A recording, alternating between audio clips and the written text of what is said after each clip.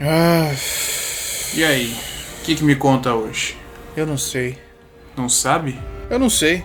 Eu acho que no fim das contas eu não sei de muita coisa. Eu acho que a gente, na verdade, finge que sabe das coisas. Tanta coisa que a gente não sabe e a gente finge o tempo todo tentando mostrar para as pessoas que a gente sabe, que a gente tem o controle, que a gente domina, que a gente tem ideia, que a gente não tá perdido. Mas no fim das contas, eu não sei. E eu tô cansado de fingir que eu sei as coisas. Eu não sei se amanhã o dia vai estar certo, se amanhã tudo que eu fiz por enquanto valeu a pena, se o mundo não vai derreter daqui pra amanhã, o final de One Piece, qual que vai ser o próximo mangá de Hyakutami. Eu não sei de verdade o que é back-end. Eu falo o tempo todo sobre isso, mas no final das contas eu não sei o que é. Eu sei o termo, mas eu não sei. É meio frustrante, eu acho, tentar entender das coisas e no fim das contas não saber. Você se sente vazio, eu acho. Acho que essa é a palavra. Eu entendo sua frustração, mas já parou pra pensar que talvez essa seja a beleza das coisas? Se você não sabe, significa que você pode aprender enquanto você vive, enquanto você vai fazendo as coisas. Se você não sabe ainda o final de One Piece ou o que é o tesouro, você vai ter toda essa jornada para aproveitar a história e depois acabar descobrindo. No caminho não adianta você ficar se prendendo a muitas frustrações, senão você vai apenas ficar frustrado e triste ao invés de aproveitar tudo que tem por aí. Faz sentido até, mas Mas você citou também back-end, que você não sabe o que é. Bom, eu acho que chegou a hora de você aprender. Afinal de contas, na Lura vai rolar agora a imersão back-end. vai ter imersão de back-end? Completamente de graça, então você nem precisa se preocupar, que vão ser ali aulas para você aprender na maior escola de tecnologia desse país, junto com o Google, para você aprender o que é realmente. Vão ser umas, eu não lembro bem, acho que são umas 5 aulas, lembrando, totalmente gratuitas, para você aprender sobre back-end, aprender esse básico, aprender o que é e realmente fazer na prática. Com professores renomados, com pessoas que vão acompanhar, vão te guiar, vão trazer esse ensinamento para você. E bom, isso vai sanar um pouco dessas suas preocupações e angústias internas. É só pegar e se inscrever, né? Eu tô falando com você, no caso. Oi? Ah, comigo? Não, então... Então o link tá na descrição.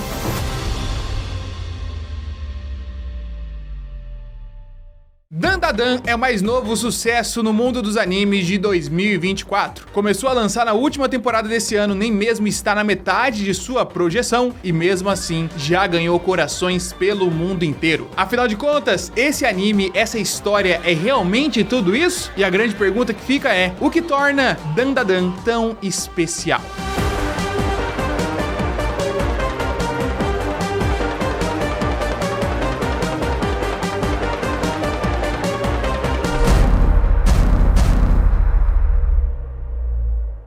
Vamos lá, pra você que não faz a menor ideia do que é esse anime e veio aqui pra entender o que é, vou contar pra você inicialmente, depois vamos aprofundar um pouco mais nesses primeiros episódios pra compreender a dimensão de Dandadan. Pra deixar bem claro, eu sou uma pessoa que estou completamente comprada ou vendida, eu acho que comprada é o termo certo nesse caso, por Dandadan. Estou apaixonado pela obra, não conhecia o mangá, não conheço ainda o mangá, não tive contato com a obra inteira, não sei o que acontece depois do episódio 4, mas mesmo assim estou amando. É uma obra que conseguiu me ganhar, que conseguiu me convencer de suas qualidades, mas estou aqui então para analisá-las. Afinal de contas, por que Dandadan me ganhou? Mas antes disso, qual que é a história de Dandadan? だから金貸してくれねえなら今日のデートはなし。 Dandadan começa nos contando a história da Ayase Momo, uma garota colegial que estava ali estudando, vivendo a sua vida, mas um pouco entediada porque ela não conseguia achar uma pessoa que correspondesse aos seus padrões. でもいい加減やらしてくれるならいいぜ。 Ela saía ali de vez em quando com uma pessoa, com outra. No começo do anime, ela tá saindo com um cara que é bastante escroto com ela, por sinal. E né, eles param ali esse início de relacionamento. ダブホ代はそっち持ちで。 Então vemos ela triste, reclamando pras amigas, enquanto busca uma figura que se assemelhe ao seu grande ídolo. O ídolo, Ken Takakura. いいとろがいた Ken Takakura é um ator japonês que participou de muitos filmes e sempre fazia esse personagem mais durão, mais B10, um pouco mais difícil ali de ligar com sentimentos, mas quando lidava era um doce e tudo mais. Ela tem essa figura como o ideal a ser alcançado.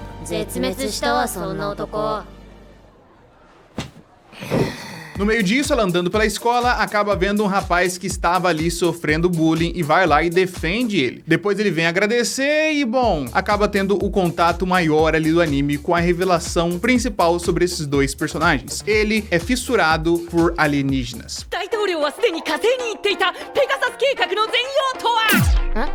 Por alienígenas, por UFOs, por OVNIs, que já nem são mais OVNIs, acho que são FANIs hoje em dia, trocaram de nome. Por coisas do espaço sideral. Enquanto ela não acredita em assuntos relacionados ao espaço, mas acredita sim em coisas relacionadas ao mundo espiritual.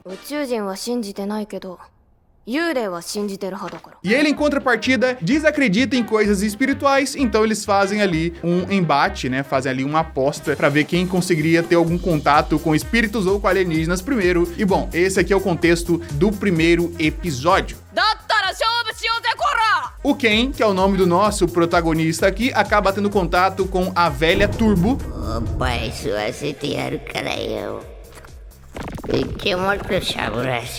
E a velha Turbo é uma maldição que tá lá há muito tempo e acaba possuindo o corpo dele. E bom, a Ayase acaba tendo contato com alienígenas, os alienígenas mais esquisitos possíveis.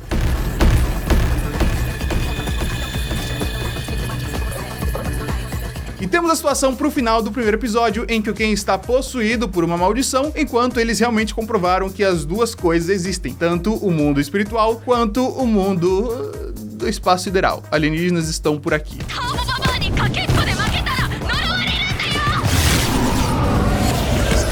Ah, Guto, a maldição foi lá e roubou a peça do nosso protagonista, né? A vovó Turbo, ela faz essa troca. Quando ela possui você, ela rouba a sua peça. E você entenda a peça por...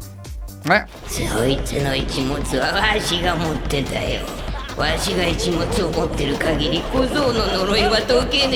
Ok, engraçadinho, anime, Japão, vão fazer piadas de pinto, vão fazer piadas de não sei o que, e tem essas cenas do primeiro episódio. Vale realmente a pena? Eu acho que Dandadan principalmente trabalha justamente com essa sua suposição quanto à história e quanto você conhece do mundo do audiovisual. Por você já conhecer muitos animes e a obra ter consciência de que você conhece animes, conhece o mundo de produção de filmes, de séries, de livros, ela já pressupõe que você vai deduzir várias coisas dali pra frente. Dandadan trabalha com a quebra da pressuposição que você como espectador faz quanto aos arquétipos da história, sejam arquétipos estruturais ou arquétipos dos personagens em si. O que eu quero dizer com isso, com esse monte de palavras aqui, que ele sempre vai brincar com o que você acha que vai acontecer. Então é uma grande montanha-russa dessa quebra da expectativa e de brincar e dominar a linguagem. E é esse o grande ponto de destaque que eu acho que consegue englobar completamente a história. Tanto os personagens, quanto as suas motivações, quanto ao jeito que eles interagem entre si, e até mesmo as coisas meio esquisitas e duvidosas que existem no anime. E pra exemplificar bem o que eu quero dizer pra vocês, eu quero que a gente acompanhe aqui a cena que eles se conhecem, o momento inicial ali do anime em que esses dois protagonistas vão ter a interação entre si. A gente já percebeu que o anime de vez em quando tem essas transições pra cenas muito mais sóbrias, momentos sérios, momentos mais reflexivos pra você mergulhar nesses personagens, pra você entender o passado deles, pra você entender os sentimentos. E em contrapartida, temos outros momentos mais engraçados, momentos que são genuinamente hilários e divertidos pra você acompanhar junto com esses personagens, pra você criar identificação com eles. E vamos então cronologicamente passar pela cena em que eles vão interagir pela primeira vez. Inicialmente, a Ayase está com suas amigas na classe, está comentando sobre o tipo dela e sobre como é difícil achar alguém assim. Temos uma cena engraçada. Ela continua pelos corredores andando de uma forma meio desajeitada, então olha pra dentro da classe e percebe que tem um garoto que tá sofrendo bullying. O clima muda, corta-se a trilha e ela vai lá e protege esse garoto.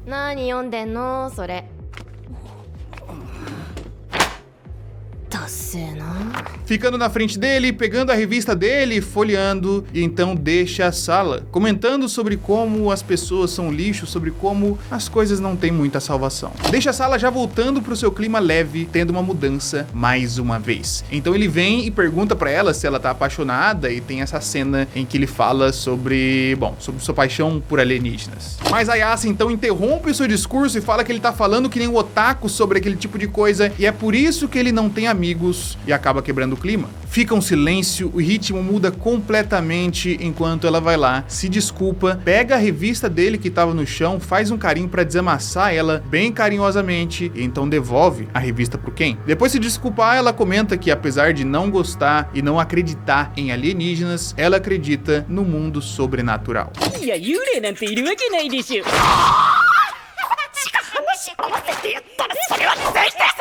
E mais uma vez temos a quebra para uma transição de momento de uma cena engraçada. Apesar dele ser a pessoa que sofre bullying, o cara quieto da sala, que não conversa com as pessoas e tudo mais, acreditar em mundo sobrenatural para ele é muito hilário. Então ele não continua com aquele clima pesaroso e o clima é mais uma vez mudado para ser engraçado. E essas trocas de humor, troca de ritmo, troca de clima constantes basicamente definem tudo dentro de Dandadan. Você passou por muitos sentimentos complexos e diferentes com a obra em pouquíssimos tempos, pouquíssimos segundos, e isso é suficiente para conseguir estabelecer uma conexão muito forte com você. Afinal de contas, temos vários estudos que indicam que as conexões entre as pessoas são fortalecidas por conta de momentos e sentimentos que elas passam juntos, sendo esses momentos felizes, sendo esses momentos tristes, sendo esses momentos intensos, mas de alguma forma, momentos que marcaram. E quando a obra acaba fazendo essas transições, até que de certa forma abruptas, só que naturais, enquanto você assiste, você, como espectador, acaba passando por esses sentimentos também. Em apenas 1 ou 2 minutos, tivemos 5, 6 transições de humor, e todas essas mudanças faziam sentido pra gente. Todas essas mudanças foram muito naturais, e você viveu esses sentimentos diferentes com Dandadan. Então, a conexão acaba se fortalecendo ainda mais. Mas o que eu acho interessante é que você não compreende essa ideia desde o começo. Afinal de contas, é um anime complexo, um anime chamativo em muitos outros aspectos. Então, esse fator inicial acaba sendo colocado de lado um pouco quando vamos pro desbunde técnico. Em questão de animação, character design, direção de arte, o anime dá um show. Todos os aspectos técnicos utilizados muito bem aqui pelos estúdios Science Saru, que caso você não tenha conexão com o nome, são os estúdios do Masaki Yuasa, que, fez esse monte de coisas aqui, que visualmente são muito diferentes e sempre tem muita qualidade, tanto técnica quanto em roteiro. As cenas de ação que temos mais pra frente são realmente maravilhosas, e o conceito dela por si só é muito interessante. O jeito que você vai usar os poderes sobrenaturais aqui, ou até mesmo as sobreposições com os poderes dos alienígenas. As lutas, os treinamentos, a direção inteira, seja de partes de ação, seja de partes mais calmas, são impressionantes. Desde essa parte que você consegue ver, até mesmo a escolha técnica para a parte que você consegue ouvir, as trilhas sonoras, efeitos sonoros, tudo é de um nível impressionante e te acaba às vezes desvirtuando do ponto inicial que a gente comentou desse vídeo. Afinal de contas, você começa a achar que, tudo bem, eu acho que é por isso que ele é bom. É porque ele tem essa parte técnica legal, é porque ele tem uma ação da hora, porque os personagens são legaizinhos, e às vezes você acaba começando a pensar que é apenas isso, e aí, mais uma vez, que a história muda e acaba te surpreendendo. E isso acontece, como a gente já descreveu antes, na forma que os personagens são apresentados, introduzidos, interagindo um com os outros, até mesmo no seu desenvolvimento individual. Tudo em Dandadan, se você pegar apenas um recorte, está errado e certo ao mesmo tempo. Se eu pegar todas as cenas do Ken quanto ao passado dele, triste, sofrendo bullying, mais quieto e recluso, elas vão contar apenas uma parte da história. Vão nos contar sobre essa criança, esse garoto que não tinha nenhum tipo de amigo e tentou se conectar ao mundo dos alienígenas para que eles viessem e se tornassem amigos dele. Afinal de contas, se na Terra ninguém queria, talvez fora dela isso fosse uma esperança. E por outro lado, temos também essa outra figura de Katakura Ken, que apesar de ser o cara que sofreu bullying, apesar de ser aquele cara que teve poucos amigos amigos durante a vida, ele não é um cara quieto e necessariamente introvertido. Se tiver uma situação em que ele vai expor o que ele pensa, que ele vai dar risada, que ele vai falar, que ele vai se abrir, ele vai fazer isso de pronto e imediato. Podemos ver em recorte também o Masashi Momo, que teve algum passado que não vimos tantos detalhes assim, mas a sua relação com sua avó acabou sendo muito conturbada. Afinal de contas, a avó era uma médium e isso é uma coisa que não era tão bem vista ali socialmente, as coisas que ela fazia, que a avó indicava. Momo. だよしつけえな。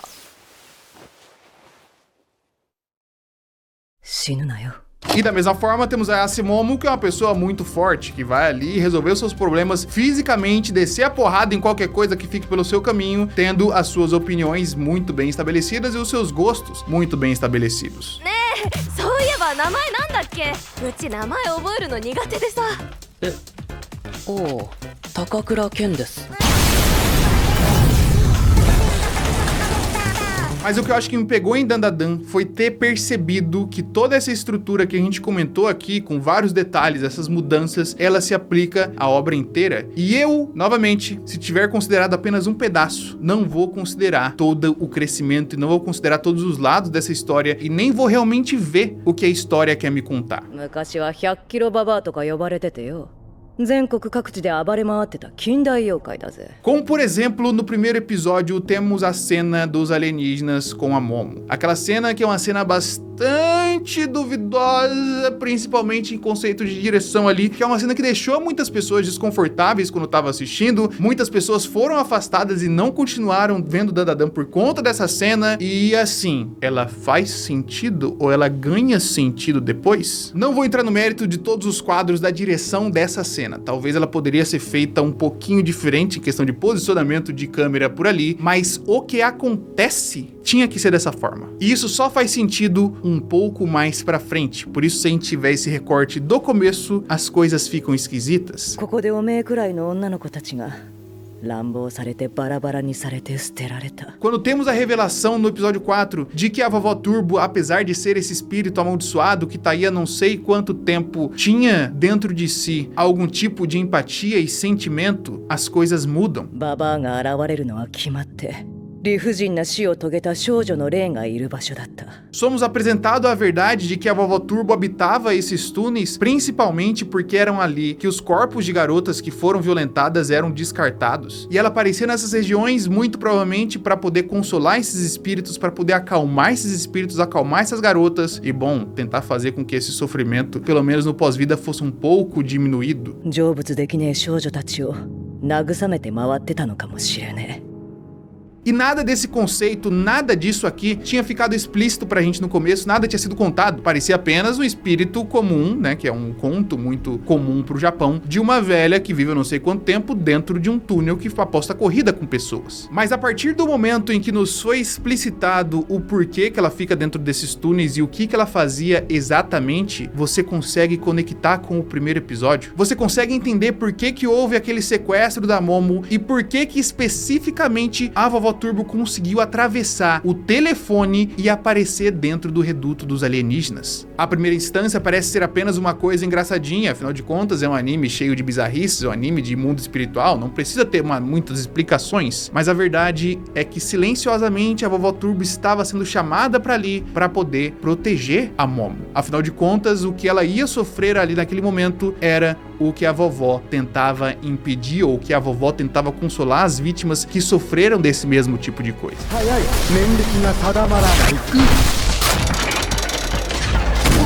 Então foi na hora que teve esse clique, essa mudança, esse detalhezinho que faz toda a diferença, não apenas para a história da vovó Turbo, mas para toda a história de Dandadan e pro clima que a história quer te contar e o que a mensagem da história consegue fazer para se conectar com você, foi que eu entendi. Eu entendi que é uma obra que não dá para você considerar apenas um trecho, porque tudo vai parecer certo e tudo vai parecer errado dependendo do ponto de vista. Afinal de contas, tanto as pessoas, quanto o mundo, quanto a vida é muito mais complexa do que você se apegar a apenas um detalhe. Você precisa viver e presenciar e prestigiar tudo isso intensamente por completo, e só assim você vai ter tido uma vida de verdade. Eu não faço a menor ideia para onde que a gente vai caminhar com essa história depois desses 4 episódios, mas eu tenho certeza que muito disso que a gente comentou aqui vai estar na estrutura da história. Vamos ter personagens que são sempre essa mistura, que são sempre essa lambança, que são ricos e belos e complexos, assim como, no final das contas, a gente é.